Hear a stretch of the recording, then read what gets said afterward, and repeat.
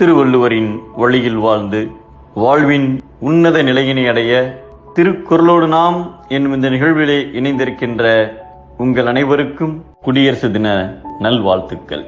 குறள் எண் 966, அதிகாரம் மானம்.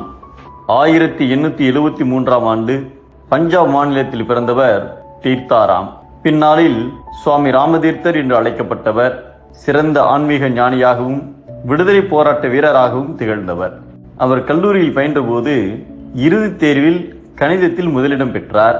கல்லூரி பேராசிரியர் பெல் என்ற ஆங்கிலேயர் தீர்த்தாராமை ஒரு நாள் தனது வீட்டிற்கு அழைத்தார். அவரை அன்புடன் வரவேற்று ஒரு கோரிக்கையும் வைத்தார்.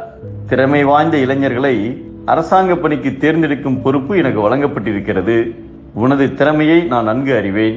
நீ சரி என்று சொன்னால் அரசாங்கத்தில் உயர்ந்த பதவி கிடைக்க நான் சிபாரிசு செய்கிறேன் என்றார். அதற்கு தீர்த்தாராம், ஐயா, நீங்கள் குறிப்பிட்ட அரசாங்க பதவி எதுவும் எனக்கு வேண்டாம்.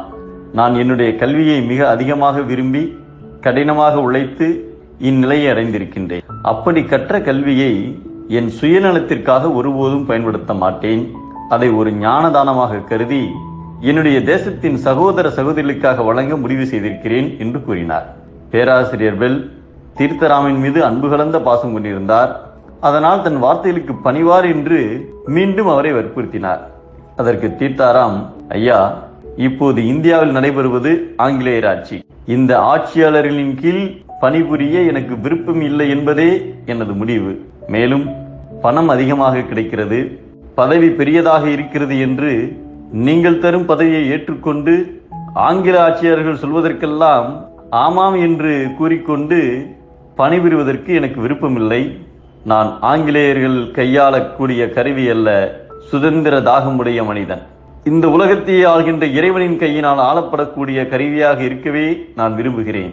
ஆகையால் எனக்கு நீங்கள் தரும் எந்த பதவியும் வேண்டாம் என்று மறுத்துவிட்டு திரும்பி வந்தார். பேராசிரியர் பெல் தீர்த்தாராமின் நாட்டுப்பற்றை எண்ணி திகைத்து போனார். மானத்தை விட்டுவிட்டு தம்மை இகழ்பவர் பின்னே சென்று பணிந்து நிற்பது இம்மைக்கும் புகழ் தராது, மறுமைக்கும் புகழ் தராது என்பதை புகழ் இன்றால் புத்தேல் நாட்டு உய்யாதல் என்மற்று இகழ்வார்பின் சென்று நிலை என்கிறார் நம் தெய்வப்புலவர் திருவள்ளுவர். மானம் இழந்து வாழ்தல் இகழ்ச்சி, மாண்போடு வாழ்வதே வளர்ச்சி.